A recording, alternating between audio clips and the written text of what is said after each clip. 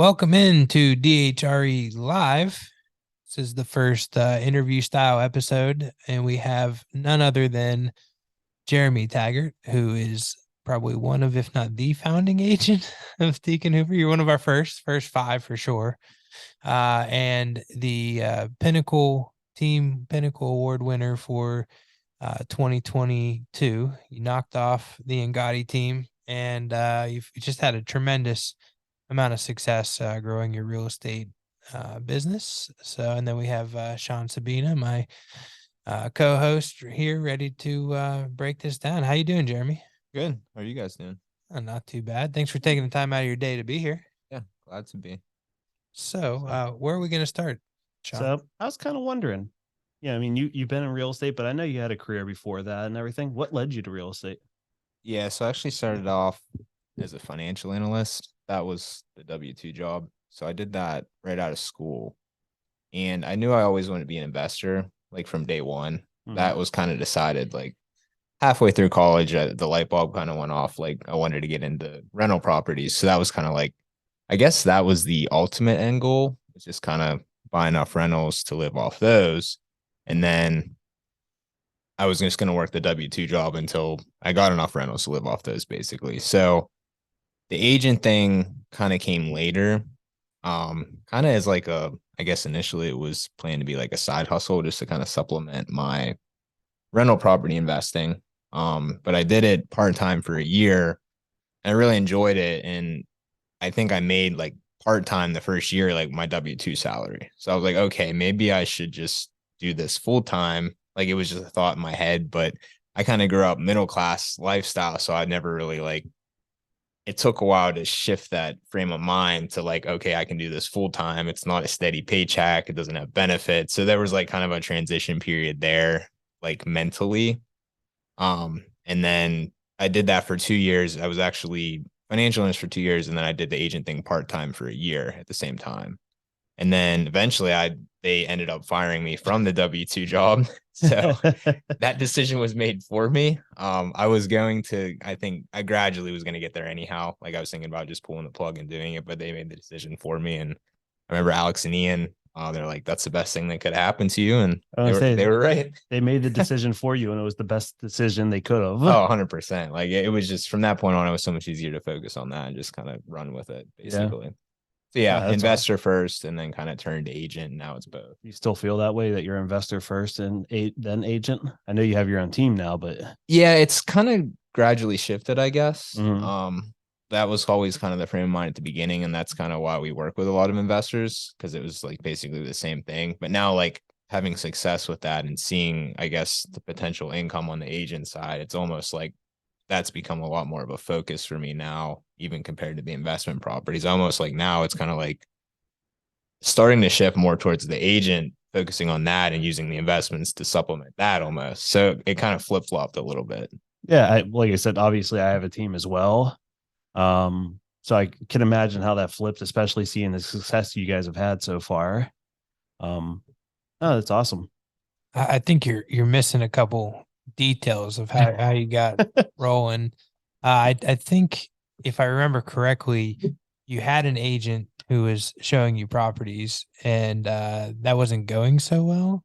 We're not going to name any names, obviously, but you're just like, I think I could do this better almost, right? Isn't that how? I didn't know if you wanted to go there or not. Yeah, I think I probably went through 4 or 5 at the beginning. And then it was just like these guys are making money doing this, like, and they literally have no clue what they're talking about, like investor wise. So I got to the point, like I bought my first couple with another agent. He at least got it. He wasn't like high level knowledge investor, but like he was cool. I got along with him. Like he got it enough to the point where it's like, okay, I'm cool with this. But that, I think I identified, like, I guess something missing is like, there's not really like an investor go to an agent for investors in the Pittsburgh area. So I think that was part of it as well. Getting into the agent side is like, this could be a good side hustle. Like initially that's what I thought, is because like, there's not really anybody that you can go to for this, at least like at a high level, that knows it, gets it, does it themselves. And I knew you and Alex, but at that point you guys weren't really showing houses anymore, more the kind of the brokerage at that point. So right. Yeah. It was definitely part of it for sure. Question myself, because I do think of you as an investor agent. That's exactly what I would portray. Somebody asked me, but how did you create that for yourself to make yourself look like the investor agent, and not just look, but are the investor agent to other people? I think a lot of it at the beginning, at least locally, was the fact that Alex and Ian were kind of investor agents in a way. They work with a lot of investors, they did it themselves. So I think it naturally made sense. Like a lot of the local clients, especially like essentially because when I started, I was basically on you and Alex's team. Like it was kind of the structure there. Yeah. So like working with local clients that you guys had gotten leads on and worked with, that most of them were investors. So that was kind of like an easy transition because I already knew the language and can work with them easily. So that was when I initially kind of started getting into it. And then when I first started as an agent, that was when the out-of-state investing was really picking up. So that would just like, I guess, a good like timing thing. Like a lot of the out-of-state investors were coming to Pittsburgh because like Bigger Pockets was touting it as like, you can do this. You don't have to invest in your backyard. There's cheaper markets. You can do everything kind of virtually now. So that was really starting to pick up when I got my license, like end of 2017, beginning of 2018. So it kind of, before I was working with like some homeowners and getting some listings and stuff at the beginning, I was just taking what I could get alongside the investors. But that's when I really niched down, is when I kind of saw another opportunity with like the out-of-state investors alongside the locals. So that was kind of like when I basically went all in on the investor side, essentially, as an agent. So you started a team probably a couple of times. Yeah, because I know that me and you were talking about it along the way. Like I had built up the business pretty quickly and was definitely working a ton of hours, like probably more than I guess would have been mentally healthy at points. But it's a necessary evil, I feel. And I know me and Ian were always talking about that. So like I had a couple attempts at like getting some help to not quite kill myself as much along the way whenever I built it up to the point where it was a lot just for me, and like building my rental portfolio at the same time, like that took up a lot of work as well. So it's just like we tried to start a team, but I think the issue there was having, what I learned was you need to have the right people in place to make that transition easier. Because if not, you're going to actually make it harder on yourself and defeat the purpose of getting help in the first place. That being said, you do have a team. The team is doing very well. What do you look for an agent now? I think fits you. Yeah, I think at the beginning, like I more so wasn't focusing on their personality types and skill sets. Mm-hmm. So I think like now realizing that's why I'm like particular about like the agents on the team, is especially like working with investors, like they have to get that themselves. Like they almost have to be an extension of me to a point. So that's kind of what the shift there was, focusing on that rather than just, I guess, somebody maybe I got along with or I thought was good at other things. But I think it's really important, especially when you're so niche down as an agent, to be good with the investor side. And not only that, but just like having the sales skills rather than just like general knowledge on how things work. Like you in sales, I think there's that extra like it factor, I guess. And it's like, it's hard to identify, but I think you can kind of, when you work with someone enough, you can kind of tell like, yeah, they're going to get after it when they are an agent. So like that was kind of what I look for now. But I think it's like you develop that skill over time, identifying who has that it factor basically versus who doesn't. So it makes it, I think that was just kind of a learning curve along the way. Definitely makes sense. And I agree 100%. I've had clients before who have worked with other agents, newer agents, things like that. And they'll basically say, oh, they don't have the same edge that you do about things.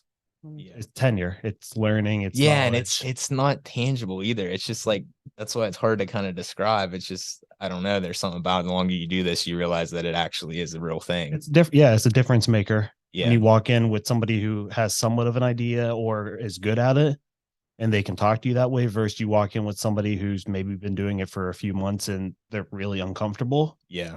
They can open the door for you, but they haven't been through the process enough.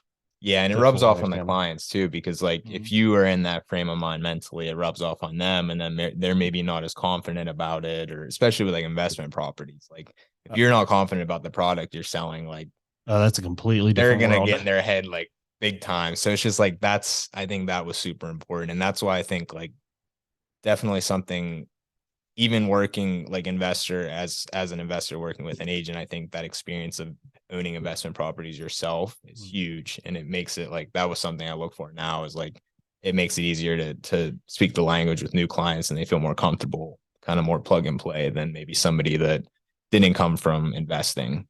That's awesome. That's awesome information. My favorite thing of last week. So you're right. You got this, Of last week. Yeah, I'm going to connect it. Don't worry. Where's this going? You got you started your team successfully this time with the right person, right? Yeah, and exactly. you were giddy when you found him. You're like, this is my guy. Because I knew. This is my guy. And I was like, before he even joined the team. Right. Yeah, this is my guy. You were skeptical though. Well, yeah, of course. I'm always skeptical, because here's the thing: I can sign up 50 brand new agents, and I could guess on who I think is going to be the best out of those 50, and probably 9 times out of 10 I'm wrong. What did you think about me when I first came on? I mean, you were a little cocky. You think so? Yeah, you've completely changed that. Coming from Hoover, that says a lot.